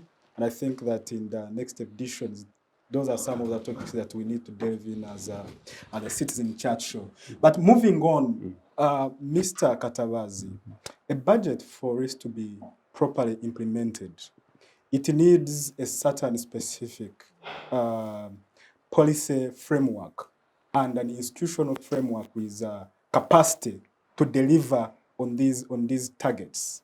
From your experience, do you think that the government has built enough capacity within various institutions to deliver on this budget? And I want to give a specific example, and because you alluded to it earlier, on the PDM program, which in essence, Sarah will tell you, under the 1995 Constitution, should be deepening decentralization. Yet the policy of government for the last 10, 20 years has been recentralization, which is kind of a policy reversal. So, what do you think? No, I think we have a good enabling environment for budget execution, that I should say. We have a new Public Finance Management Act where it has been tinkered with. You remember the debate on oil revenues that we had recently and the eco law. So, but that to say, we have a very good public finance management law that provides for a budget cycle that is predictable. Yes. It is to some extent participatory at all stages, and I know Sarah and others who have had good proposals, they have been afforded an opportunity to go to present them at various meetings at the local government, budget consultative workshops, at the national consultative workshops, within Parliament. Of course, are these consultative processes effective? Yeah, that now becomes a debate for another day. But at least citizens have been given an opportunity to provide input. We also have an enabling local government act that establishes these local governments and giving them accountability, revenue generation and accountability powers. And some of the things that we have been discussing, how do we empower our local governments to ensure that on top of utilizing the money that is sent from the center, whether they can use the mandate given to them to enhance their local revenue potential. You realize, for example, I will cast a few districts. Ulisa, for example, the local government can only be able to collect about 800 million in a year. Rwanda projects to collect about 690 million a year. Ruchiga about 600 million. Fort Portal, I think, municipality is also expecting to collect less than 2 billion. I think it is, to be fair, it is only, I think, Kampala City Council that is collecting some reasonable amount of money in local government tax. So the policy, the legal and policy regime is very supporting. What is lacking, in my view, is the will to make it work 100%. For example, the over recentralization that we are talking about is that I still do not know why a ministry should be implementing a project or a program. Yes. At the parish. Yet you have a At the whole parish level. local government That's unit correct. Yes. that is closer to the people, Yes. that has a structure that should be interacting with the Yeah. people. And then you have somebody driving from And Kampala. you create an additional structure. Yes, creating from Kampala to come and, you know. And fry. Yes. No, PDM staff fry. Yes, Yes. They And use choppers all over. then I you- talked to the senior person. They use choppers all over Uganda And to the- supervise poverty. And the reality of this thing, That's the headline. and the reality here is that when you go to local government, they'll start telling you this is for the center, this is, so it is not their thing. So they lack ownership. And ultimately what happens is you see taxpayers' money being sunk in so many programs, and those programs not become very effective because of lack of ownership at a local government level. So for me, the issue of implementing the legal and policy framework that we have is what we must fight to ensure that we have it. The other thing that, of course, comes with it is technical capacity. Technical capacity at the local government level. How do we build capacity at the local government level to ensure that it becomes more effective and addresses the needs of the people? The technical capacity, of course, goes with the financing. I have sampled about 60% of the local government's budgets, but what is running through all those local government budgets is that over 80% of the budget at the local government level will be paying for salaries and allowances and little money for delivery of No production. And if you don't mind just adding there, very, very interesting, Patrick. And I'll be available to assist on that one free of charge in terms of consultation going forward on some of these issues. I have had conversations, including this forum, where I speak very strongly about some of my more recent experiences, Sarah. In the last 2 years, I've been lucky. I mean, it has given me opportunity to go around the country and to meet some local government leaders. And it's only then that I came to appreciate how certain good performing local government leaders, particularly chairpersons, suffer with the limited remunerations for themselves. Forget about actually the monies for the part of them basically to do day-to-day administration, you know, relative to what legislators for those respective spaces do. And we have asked, I think even in this program, when the issue of Mabati thieves and terror and thieves came up, what really should an MP do or a minister do carrying Mabati when these should have been things for basically local chiefs, possibly not actually even district chairperson, local chiefs at a particular level. So I think that's very important. But then finally, just to build on that, because I know this is something you're going to pick up to run with it going forward, is that when you talk about the local government, it's not surprising that these guys don't have the technical capacity because they don't have opportunity. Because this comes, one, from training, and then two, from lived day-to-day operational experiences. And that's how you grow capacity. But that also show the attitude of the government towards local government. No, indeed, but I mean, Patrick is making the point, and it seems the government in the sort of policy area is able to help us because one of the things we're trying to do to learn together and to share together is that we're able to advance this thing going forward. Yes. We have enabling structures. Of course, we have the Local Government Finance Commission, which is supposed to be advising the local governments on how to generate their own revenue. So I think in terms of structure, and we have been applauded as Ugandans that we have very good laws and policies, but we do not implement them very well. And for me, that is where our biggest responsibility is. Lastly, on this particular subject, the role of citizens in demanding what is due to them is very important. I know some people discount the role of civil society and the role of advocacy activists in these matters. You realize that some of the gains that have been registered are arising out of the efforts of men and women who on every day come and point out some of these deficiencies that we have in our local systems. In some cases, we have seen improvements. In some cases, we see work in progress. And it would be very, very, very important that people start participating very actively in issues that relate to their governance, more particularly at the local government level. People should start thinking, should stop the thinking that is this organization so and so that should make noise over something small that is happening in their community. Because if we don't do that, even the little money that we are talking about of the parish development model and what is going to disappear at the local level. Nobody will say anything, and we'll be there blaming government. But who is government in some cases? Government is we. And the centralization of PDM, just in 1 year, 30% of the money was sent to boost the circles. Yeah, that's part of the over-centralization process that we have.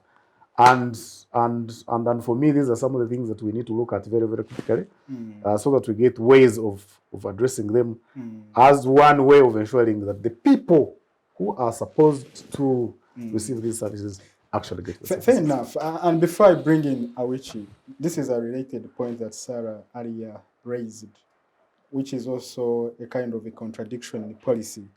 The government, as we earlier indicated, talked about rationalization of, of government agencies, departments, and so forth. They've funded that. And now they are talking about new municipalities. Yes. So the tendency you're saying is to minimize, have a lean government in order to minimize public expenditure, but then you're creating new municipalities. And the new structures, including PDM secretary. Now, about the new municipalities, I wouldn't engage in it now because I don't know the facts. Otherwise, I would be discussing Sarah's rumors. I'm not going to discuss rumors. Everything always starts as rumors. So I'm not going to discuss rumors. Now, but I have some issues that were passed that I should really mention. Yeah. You talked about budget and the party. It is true that we have the majority of our cadres as members of parliament, but we needed to be more checking or even giving guidelines that they make budget that execute the manifesto. Of late, we have borrowing, for example. Chief Whip. Ministry of Agriculture wanted $300 and something million in loan.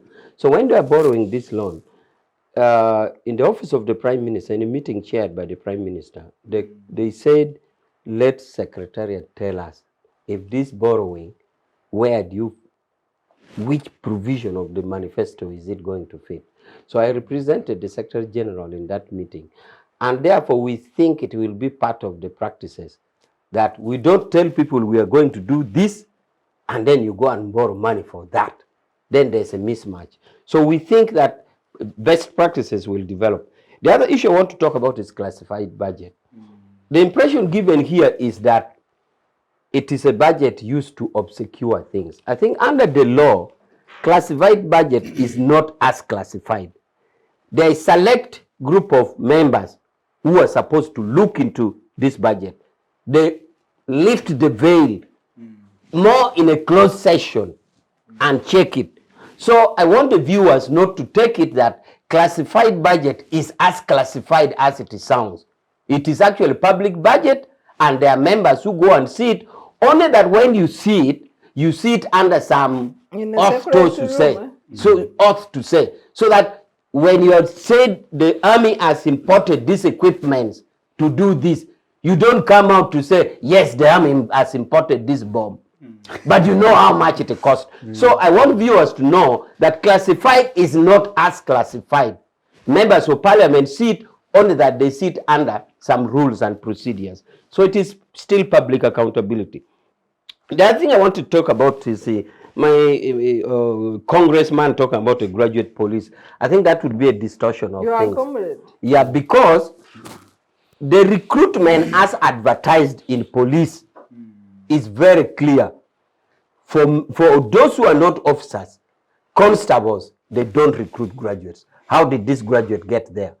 Graduates are recruited for the 3-star and above. So unless somebody went to police and actually upgraded inside, so he did it on his own. So let's state out facts yes. that do not mislead our viewers. Therefore, if he went on the assumption that he was S4 liver, and in the 9 years he studied, then he should follow the normal procedure. And otherwise, no police or army recruits a graduate for that. Even in the military, for example, they'll say O level, and they will say you should not have sat less than 2 years back. Because if you sat 5 years, then you are an old person. They'll say we're recruiting in 2023, but you must not have sat less than 2021. All right. Okay, so As you conclude, yes. worried our time is fast. Okay. Then let me talk about presidential advisors versus the views from the people. These are one and the same. You see, we should be cognizant of Article 1, power to the people, and we hear the views. The presidential advisors are technical advisors to advise on the execution on the views of the people. So they're not mutually exclusive. You get the views from the people. Then the presidential advisors put the technical version on the execution of the views of the people. They're not mutually exclusive. That we listen to the people, then don't have presidential advisor. Or have advisor presidential. But you claim no, to be. they are Thank not you very mutually much. exclusive. Thank you very much They are the indeed. same. Our You time claim is to be fast spent. taking advice We from are the going people. to use 30 seconds each to give our viewers our very final message. And we'll start with you, Council Sarah Vilete. I think for me, there are maybe 3 takeaways. One is that as a country, we need focus on empowering our citizens to generate revenue from within. So the approach of increase of revenue mobilization strategy that the Ministry of Finance has implemented is to increase taxes on a limited number of people. Because under the registered taxpayers in Uganda, less than 3 million out of the total 42 million and more. Because we were 42 million 2 years ago. But people are born every day. I know we are about 43 now or so. So you have only 3 million. Yes. And 10% of that pay 95% of the taxes. Yes. So in revenue mobilization, we can never expand our resource envelope as a nation without investing in the people to make majority citizens productive. The second takeaway is on the borrowing spree. There are a lot of pressures, even in the countries where we borrow. People, they are struggling with their own issues of war in Ukraine, in global inflation, global emerging slight global recession. And but we fail to build the capacity. And I want to give an example of Ethiopia. Sorry to take a lot of time. When the Ukraine crisis began, Ethiopia focused on growing wheat. Wheat matures in 4-6 months. Now Ethiopia is producing more wheat, and they are just looking at packaging and taking the market that the Ukraine formerly took. We can grow Ukraine grow wheat in Kabare. What have we done in this recession to build the economy? Nothing. So yes. So, but as I conclude, I think really for the leadership should know that once you don't cut your coat according to the size of your piece of cloth, you are not developing the country. Thank you very much, Sarah. Let's have Mr. Katabazi. I think we have the similar mindset on investing in our people. Looking at the recently launched poverty status report, poverty numbers are going up. There are some regions which are doing very well, like my own where I come from in Kigezi, where poverty more than doubled from 12% to 27%. That's really very, very sad and very worrying. So the case for investing in the people alongside the life cycle approach becomes more compelling. That we have 30% of our children who are stunted. That no amount of investment in their education will make them productive and will generate a higher rate of return in that particular investment. So that's almost like a generation, 30% gone. Yeah. So we need to be very, very calculative, to be very, very, very, very strategic, and look at our people, analyze them very well, and create a package that looks at investment in the age category from 1 up to 12. What should be our investment package? To the youth, what should be our investment package? To the middle-aged people working class, what should be our investment package? You have seen stories where people, in the same report, all of us are almost a month away from sliding into poverty. Yes. When you are when between a paycheck and poverty. when you get laid off for basically a month, you're done. You are from almost a well-to-do person. The next day, you're a very, very, very poor person. So our vulnerability is extremely very high. Most of us are on the verge of sliding into vulnerability, and that's why you see in the 5 years, the community is doing so well. In another 5 years, more than half of that Poverty. have gone back into poverty. Somebody was rich in the 5 years. Then another person, because of a small shock, either income shock or because of drought, because of duda, Sickness. or because of basically sickness, somebody you cannot find them anywhere on the economic map.